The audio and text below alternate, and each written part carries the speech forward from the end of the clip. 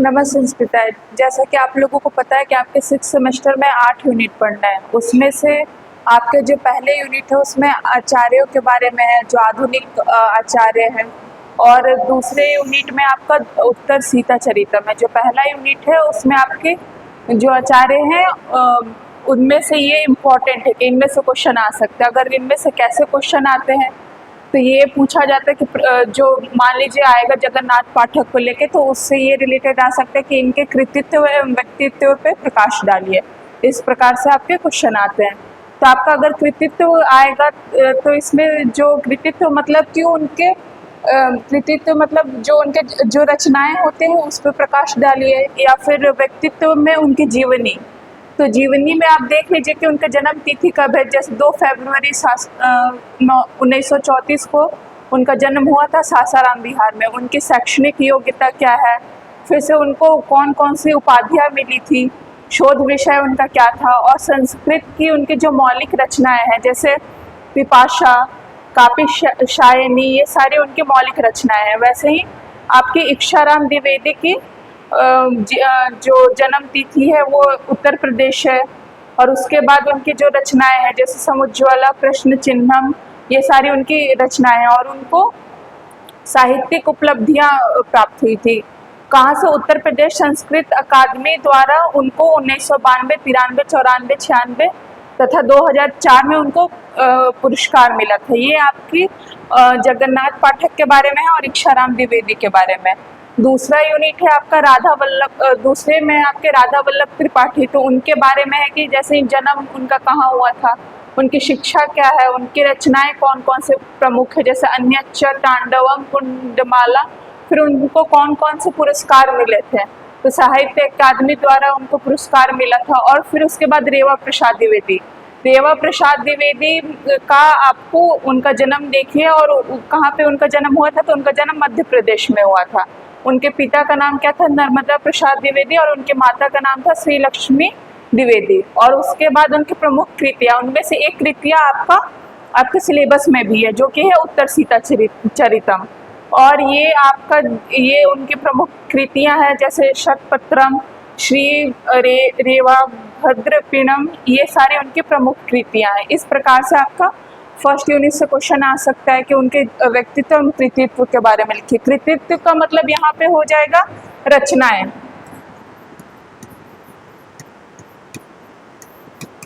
उसका मतलब रचनाएं होगा। और व्यक्तित्व मतलब उनकी जीवनी।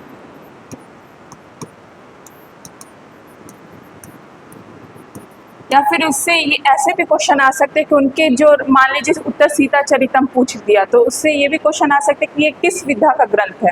तो उत्तर सीता चरितम जो रेवा प्रसाद द्विवेदी का है वो महाकाव्य है। ये सब भी आप अच्छे से देख लीजिएगा। उसके बाद आपका दूसरा यूनिट है। उसके बाद आपके कुछ श्लोक हैं, जैसे आपका जो ग्रंथ लगा है उत्तर सीता चरितम प्रताप विजय, इसमें से कुछ प्रमुख श्लोक हैं जो आपके पाठ्यक्रम से आ सकते हैं एग्जाम में। उसमें से ये पहला श्लोक ये है, नियत नी चराचर प्रपंचे। ये वाला जो श्लोक है ये आपका सप्तम सर्ग का है। उत्तर सीता चरितम का सप्तम सर्ग का श्लोक है। इसका आप कैसे व्याख्या करेंगे, तो पहले संदर्भ लिखेंगे, फिर प्रसंग लिखेंगे, फिर व्याख्या लिखेंगे। अगर इसके बारे में पूछा जाए तो ये आपका सप्तम सर्ग का श्लोक है और इसमें माता सीता महर्षि वाल्मीकि की प्रशंसा कर रही हैं। और इस श्लोक का तो पहले तो अगर आप व्याख्या करेंगे तो उसका शब्दशः अर्थ लिखेंगे कि संसार में जो ये चराचरात्मक प्रपंच है इसमें निश्चित ही प्रत्यक्ष या परोक्ष कोई भी पदार्थ ऐसा नहीं है जिसकी प्रत्यक्ष कभी दृष्टि ना करे। मतलब वो महर्षि वाल्मीकि को कह रही है कि उन्हें जितने भी संसार के जो चीज़ें हैं उनके बारे में उन्हें ज्ञान है। और इसमें कौन सा टिप्पणी में ये लिखेंगे कि कौन सा छंद है, जैसे इसमें पुष्पिताग्रह छंद है तो उसका आप डिफिनेशन लिखेंगे। उसमें कौन से चरण में, प्रथम और तृतीय चरण में नगन नगन ऐसे होता है, छंद के बारे में आप इस प्रकार लिख सकते हैं। या फिर इसमें कौन सी संधि है, कौन सी विभक्ति है, जैसे चराचरे में, इसमें आपके चराचरे में इसमें आपकी सप्तमी विभक्ति है।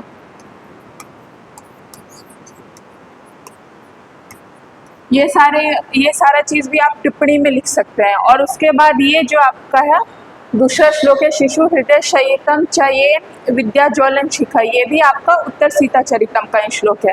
इसमें आपको विद्यालय का, विश्वविद्यालय का कैसा स्वरूप होना चाहिए, जैसे इसको अभी के टाइम से आप रिलेट कर सकें, तो उस टाइम विश्वविद्यालय का अर्थ होता था गुरुकुल, तो वहाँ का गुरुकुल का कैसा स्वरूप होना चाहिए, उसके कुलपति कैसे होने चाहिए। अगर कोई भी आप नॉर्मल डेज में अभी के टाइम से भी रिलेट करें तो ये हो सकता है कि जो कोई भी आचार्य हो या फिर कुलपति हो, वो ऐसा होना चाहिए कि जो बच्चा पढ़ना भी ना चाहे उसके मन में भी वो ऐसा इच्छा उत्पन्न करे कि उनके मन में पढ़ने की जिज्ञासा हो। इस प्रकार से आप देख सकते हैं कि इसकी व्याख्या, तो पहले शब्द सा अर्थ लिखेंगे, संदर्भ प्रसंग व्याख्या टिप्पणी। प्रसंग में ये लिखेंगे कि आपको इस श्लोक में क्या चीज़ बताया गया, तो विश्वविद्यालय के स्वरूप का वर्णन किया गया है। दूसरा में इसका आप शब्दशः अर्थ लिखेंगे, उसके बाद इस श्लोक से आप क्या समझते हैं वो आप इसको मॉडर्न डे से रिलेट करके लिख सकते हैं कि हमारे कॉलेज में कैसे प्रिंसिपल हैं, कैसे टीचर्स हैं, इसको रिलेट करके आप लिख सकते हैं। उसके बाद वही आप टिप्पणी में जो व्याकरणात्मक टिप्पणी में क्या लिखा जाता है कि इस सूत्र से टिप्पणी में आपको मेनली व्याकरण लिखना होता है कि जैसे उसमें कौन सी संधि है, समास, अलंकार और छंद, ये सारा कुछ आपको टिप्पणी में लिखना रहता है। तो इसमें से अगर देख ले तो च आपका अव्यय पद है, येन में आपका तृतीय विभक्ति है, यत शब्द रूप है येन, तृतीय विभक्ति,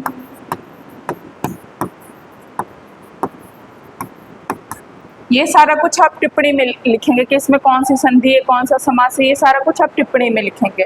उसके बाद आपका एक ये श्लोक प्रताप विजय से है। प्रताप विजय कौन सा ग्रंथ है, तो प्रताप विजय आपका मुख्यतः महाराणा प्रताप पर आधारित है, वो एक पद्य काव्य है। तो इसके संदर्भ प्रसंग व्याख्या, इसका भी वैसे ही व्याख्या करना है। संदर्भ में और प्रसंग में इसमें लिखेंगे कि ये आपका मंगलाचरण है, तो उसके बारे में आप इस प्रकार से लिखेंगे कि इसमें माता सरस्वती को देवता का वाणी कहा गया है। और उसके बाद व्याख्या में इसका शब्दशः पहले आप अर्थ लिखेंगे कि पौर्णमासी के चंद्रमा के भांति सुंदर मुख वाली, यहाँ पे आपका चंद्रमा के भांति सुंदर मुख वाली, यहाँ पे आपका उपमा अलंकार होगा, क्योंकि यहाँ पे जो माता सरस्वती है उनको चंद्रमा के समान बताया गया है। और इसके बाद आप देख लेंगे कि उनको ब्रह्मा की स्त्री कहा गया है, जैसे आपको पता होगा कि वो भगवान ब्रह्मा की पत्नी है। और उसके बाद देवताओं की वाणी, ये सारा कुछ उनको कहा गया है। और यहाँ पे लास्ट में उनको आपके चरणों को मैं प्रणाम करता हूँ, इसका मतलब ये है कि ये मंगलाचरण है। और ये कैसा मंगलाचरण है, तो ये आशीर्वादात्मक मंगलाचरण है। आपको जैसा पता होगा कि मंगलाचरण 3 प्रकार के होते हैं, कौन कौन से, वस्तु निर्देशात्मक, आशीर्वादात्मक और नमस्कारात्मक। तो ये आपका आशीर्वादात्मक मंगलाचरण है। और इसमें कौन सा छंद है, तो इसमें आपका वसंत ऋतु का छंद है। अगर इसका आप लक्षण लिखेंगे तो ऐसे लिख सकते हैं, लक्षण उक्ता वसंत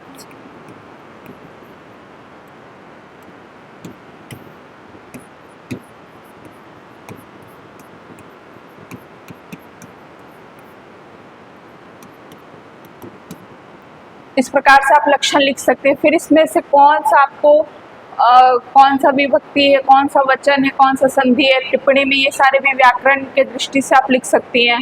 ये आपके 3 महत्वपूर्ण श्लोक हैं जो आपके एग्जाम में आ सकते हैं।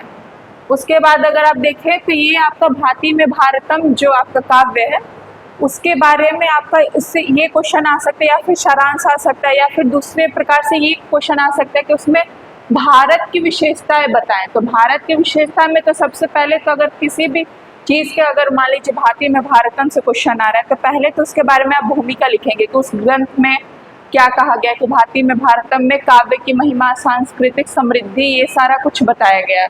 और उसके बाद फिर उसमें पॉइंट वाइज लिखेंगे कि उनकी विशेषताएं क्या है, भारत की विशेषताएं क्या है।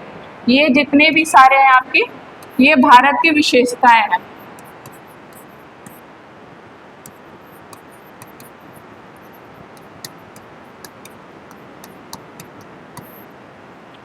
भारत की काव्यगत विशेषताएं। तो इसमें अगर आप देखेंगे तो सबसे पहले सांस्कृतिक विविधता में एकता, इसमें ये है कि जैसे जो हमारा भारत है उसमें बहुत सारे धर्म हैं, बहुत सारे धर्म को, पंथों को फॉलो करने वाले लोग रहते हैं। जैसे अगर आपको मुसलमान, हिंदू, सिख, ईसाई, बहुत सारे धर्म है, फिर भी उसमें इतने सारे होने के बाद भी, विविधता होने के बाद भी सब में एकता है कि सारे भारतीय हैं। तो ये आपका सांस्कृतिक विविधता में एकता हो गया। आध्यात्मिकता और धर्म प्रधानता, जैसा कि आपको पता है कि हमारे भारत को ऋषियों के देश कहा जाता है। यहाँ पे बहुत सारे जगह से अगर आप देखेंगे तो इसमें आध्यात्मिकता प्राप्त होती है, धर्म की, सनातन धर्म की प्रधानता है। यहाँ पे प्राकृतिक सुंदरता या फिर आप देखेंगे कि भारत में प्राकृतिक रूप से भी विभिन्नता है कि अगर आप उधर कश्मीर की तरफ चले गए तो उधर पहाड़ है, उधर के मौसम में हमेशा सर्दी रहती है। या फिर केरला के साइड चले गए तो उधर का मौसम, जो कोस्टल एरिया है, वहाँ पे मौसम मीडियम रहता है, या फिर ना सर्दी रहती ना गर्मी रहती। तो यहाँ पे आपका प्राकृतिक सुंदरता भी है कि यहाँ पे पहाड़, नदी, झरने, सारे कुछ आपको भारत में देखने को मिलते हैं।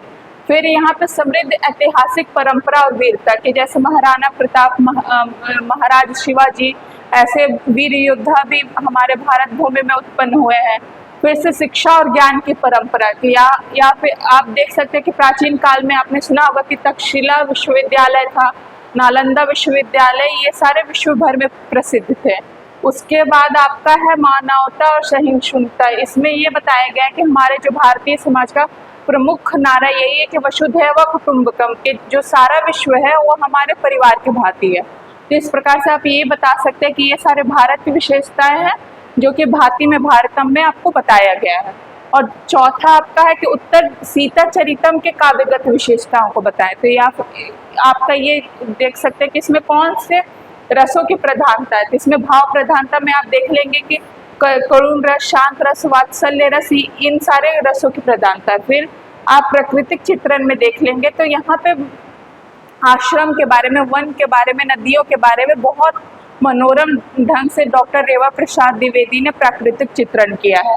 और इसकी भाषा शैली में देख लेंगे तो आपको तीनों गुण मिलेंगे, प्रसाद मिलेंगे, माधुर्य मिलेंगे तथा ओज गुण मिलेंगे, ये सारा मिलेगा। फिर अलंकारों का भी यहाँ पे बहुत सारा प्रयोग हुआ है, यमक अलंकार का, अनुप्रास अलंकार का, छंद विविधता, जैसे आप सप्तम सर्ग देखेंगे तो उसमें पुष्पिताग्र छंद है, और भी वंशज छंद, ये भी सारे छंदों का प्रयोग हुआ। ये नारी गरिमा का चित्रण कि यहाँ पे अगर आप देख लेंगे तो यहाँ पे माता सीता कोई अबला नहीं है, उन्होंने अपने बलबूते पे ही अपने बच्चों का जो लव कुश है उनका पालन पोषण किया। यहाँ पे आप नारी सशक्तिकरण का भी एक रूप देख सकते हैं। और यहाँ पे मनोवैज्ञानिक चित्रण की, मतलब यहाँ पे जो पात्र है जैसे राम, सीता और जो भी पात्र है उनके मन स्थिति की जो मानसिक वेदना है उसके बारे में भी अत्यंत सूक्ष्म चित्रण डॉक्टर रेवा प्रसाद द्विवेदी ने किया है आपका। फिर उसके बाद ये आ जाता है कि आपके जैसे ग्रंथ लगे हुए, उत्तर सीता चरितम या फिर शिवराज विजय, ये सारे ग्रंथ से आपको सूक्तियाँ भी आती हैं। सूक्तियाँ वही होती है जो जैसे मुहावरे, लोकोक्तियाँ, ये सारे कुछ होते हैं, उसी प्रकार से सूक्तियाँ आती है। तो उसमें अगर आप देखेंगे तो इस प्रकार से सूक्तियाँ आ सकती है कि रात्रि गमिष्यति भविष्यति प्रभातम भाष्वानुदेश्यति हसिष्यति पंकश्री। इसका मतलब ये होता है कि सूक्ति का अगर आप शब्दशः अर्थ देखें तो ये है कि रात्रि बीत जाएगी, सवेरा होगा, सूर्य उदय होगा, कमल की शोभा खिल उठेगी। इसका मतलब ये है कि आपके जीवन में एक ही तरह का समय नहीं होता है, कभी सुख होता है, कभी दुख होती है, कभी प्रशंसा होती है, कभी बहुत सारे आप जीवन में अनुभव करते हैं, उसके बाद परिस्थितियों को अनुभव करते हैं। तो इससे हमें कभी भी हड़बड़ाना नहीं चाहिए और अपने जीवन को अच्छे ढंग से जीना चाहिए। और इस सूक्ति से आपका जो द्वितीय निश्वास है शिवराज विजय, उसका प्रारंभ ही इस सूक्ति से हुआ। तो इसके बारे में क्या आपको शब्द सा अर्थ है कि बीजापुर अधिपति सेनापति को, जैसा कि आपको पता होगा कि उनको मारने की योजना बनाई जा रही थी शिवाजी को, तो उसको असफल करके उन्होंने ही बीजापुर के सेनापति को मार दिया। तो इस प्रकार से द्वितीय निश्वास का जो कथानक का भाग है, प्रारंभ है, वो इस सूक्ति से बताया जा रहा है। फिर उसके बाद ये जो दूसरा सूक्ति है, कदली कदल कुंजाय एतत्, ये जो है इसमें आपका प्राकृतिक चित्रण किया गया है कि कैसे प्राकृतिक की सुंदरता के बारे में बताया गया कि कैसे किसी कुटीर के चारों तरफ केले के फूल हैं, फिर पुष्प वाटिका है, ये सारा कुछ बताया गया। और इस सूक्ति से जो प्राकृतिक चित्रण होता है वो बताया गया है कि इसमें एक आदर्श प्राकृतिक परिवेश को दर्शाता है जहाँ हरियाली, शुद्ध वायु, सुगंधित फूल, शांत वातावरण का समन्वय है। इस प्रकार से आपको इस उक्ति से प्राकृतिक चित्रण किया गया। फिर इसके बाद एक और उसके बाद अगर आप देखेंगे तो छत्रपति साम्राज्यम है। तो इसके बारे में छत्रपति साम्राज्यम का आपको प्रथम अंक पढ़ना है, तो उसमें उसके सारांश भी पूछ सकता है कि उसका सारांश क्या है। तो पहले तो आपको ये याद रखना है कि ये याज्ञिक द्वारा लिखा गया है और ये 10 अंकों का नाटक है। ये जो है ये आपका 10 अंकों का नाटक विभाजित है और इसमें मराठा साम्राज्य के उत्कर्ष का वर्णन है। और इसमें अगर आप देख लें तो इसमें ये भी है कि इसमें शिवाजी के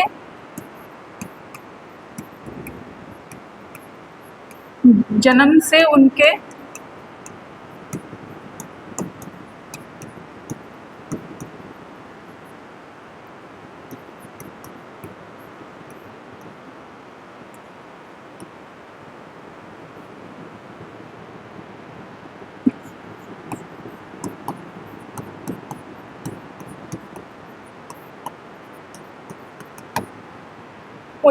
राज्याभिषेक तक का जन्म है। फिर इसमें दिखाया जाता है कि कैसे उन्होंने तोड़ना दुर्ग पे विजय प्राप्त की थी।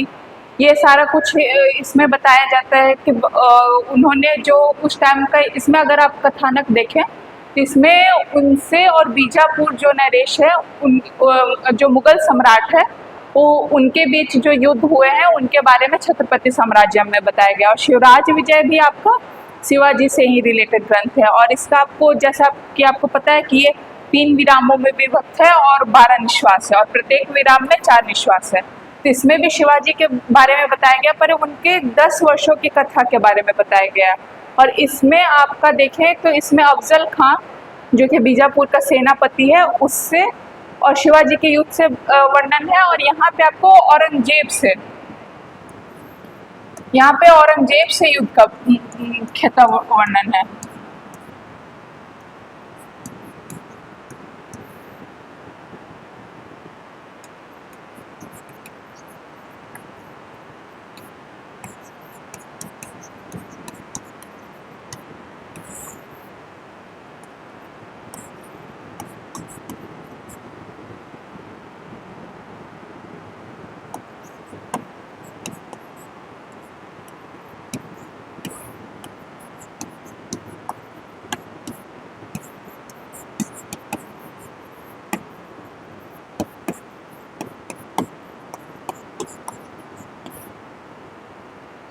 इस प्रकार से देख सकते हैं हम कि इसमें क्या अंतर है, मुख्य डिफरेंस है। क्योंकि अगर आप लोगों को ये कंफ्यूजन हो सकता है कि दोनों शिवाजी पे ही ग्रंथ हैं, तो इसमें क्या जो मेन डिफरेंस है, इसमें औरंगजेब से मेनली युद्ध का वर्णन है और इसमें बीजापुर नरेश से युद्ध का वर्णन है। ये आपका आ सकता है कि शिवराज विजय के द्वितीय निश्वास का सारांश लिखिए या फिर छत्रपति साम्राज्यम के प्रथम अंक का सारांश लिखिए। इसके बाद आपका ये उत्तर सीता चरितम के सप्तम सर्ग की विशेषता है। जैसे अभी हम लोगों ने पढ़ा कि काव्यगत विशेषताएं क्या है, कि उसमें प्राकृतिक चित्रण कैसे है, छंद कैसे प्रयोग हुए हैं, उसके भाषा शैली कैसी है। अब ये उसके बारे में कि मतलब एक तरह से आप समझ सकते हैं कि उसका ये सारांश है। तो सबसे पहले तो आप किसी का भी सारांश लिखेंगे तो भूमिका आपको लिखना, भूमिका में ये लिखना है कि ये ग्रंथ किसके द्वारा रचित है, इसमें कितने श्लोक हैं, या फिर अगर गद्य है तो उसमें कितने निश्वास है, विराम है, कितने अध्यायों में विभक्त है, ये लिखना है। उसके बाद अगर आप देखेंगे तो इसमें मुख्यतः ये जो है, मुख्यतः ये उत्तरकांड पे इसका जो उपजीव ग्रंथ है रामायण है, रामायण का उत्तरकांड।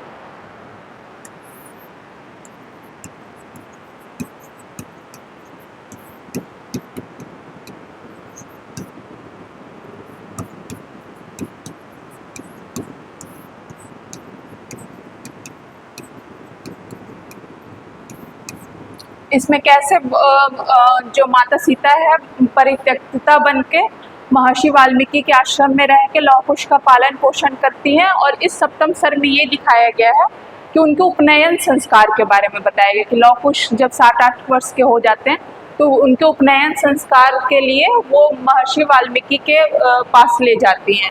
यह मुख्य रूप से उत्तर सीता चरितम के सप्तम सर्ग में दिखाया गया है। और इसका जो कथानक है, जो पूरा उत्तर सीता चरितम है, ये आपका 10 सर्गों में विभक्त है, 10 सर्गों में विभक्त है।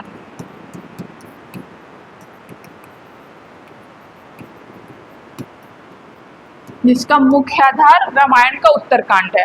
और ये अगर आप प्रताप विजय देखें तो इसमें महाराणा प्रताप के बारे में लिखा गया है कि उन्होंने कैसे मेवाड़ के राजा थे जिनकी राजधानी चित्तौड़ थी। महाराणा प्रताप के बारे में आपने सुना होगा कि वो अकबर के समकालीन राजा थे, जिन्होंने